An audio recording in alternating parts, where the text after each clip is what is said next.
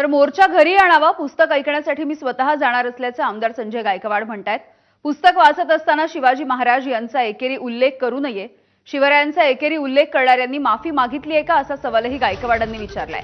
शिवरायांचा एकेरी उल्लेख कधीही सहन केला जाणार नाही, मुख्यमंत्र्यांनी अशा पुस्तकावरती बंदी आणावी अशाच पद्धतीची काही वेगळीच मागणी गायकवाड करतायत।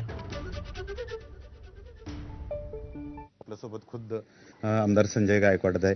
भाऊ, आज तुमच्याकडे मोर्चा येणार आहे आणि तुमच्या घरासमोर पुस्तकाचं वाचन केलं जाणार आहे।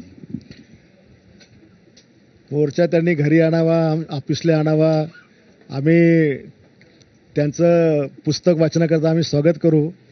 त्यांनी आमच्या घरात बसून पुस्तक वाचावं शिवरायांचं, पण पुस्तक वाचताना छत्रपती शिवाजी महाराज हाच उल्लेख करावा।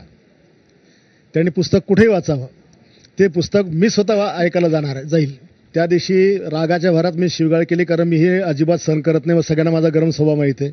मी दिलगिरी व्यक्त केली, बागेश्वर बाबांनी दिलगिरी व्यक्त केली, पण शिवाजी महाराजांचा अपमान करणाऱ्या हरामखोरांनी दिलगिरी व्यक्त केली।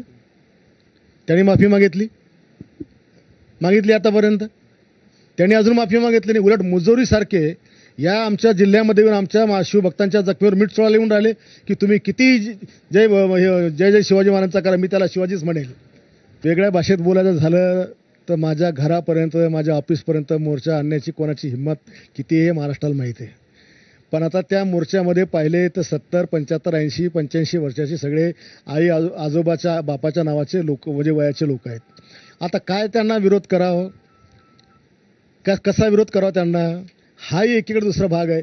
आणि वारंवार या राज्यामध्ये अशा पद्धतीने शिवरायांचा अपमान जर होत असेल तर या संदर्भात सरकारने थोडं कडक कायदे करण्याची गरज आहे। देवेंद्रजीचं मी स्टेटमेंट ऐकलं टीव्हीवर की हे 40 वर्षाचं पुस्तक आहेत। देवेंद्रजी, मला आपल्याला विनंती करायची की आपल्या कार्यकाळात आपण अनेक पुस्तकं बदलली, अनेक कायदे आपण 100 वर्षाचे जे थोतांड कायदे बदलले, हे पण जरा बदलून टाकायला पाहिजे। ज्यावेळेला सगळेच जण या राज्यामध्ये जर शिवभक्त असतील आणि त्यांच्या एका शिवाचा जर अपमान असेल तर हे काही मला एकट्याचाच विषय नाही आहे, ही गोष्ट सगळ्यांकरताच वाईट आहे, बदलली पाहिजे।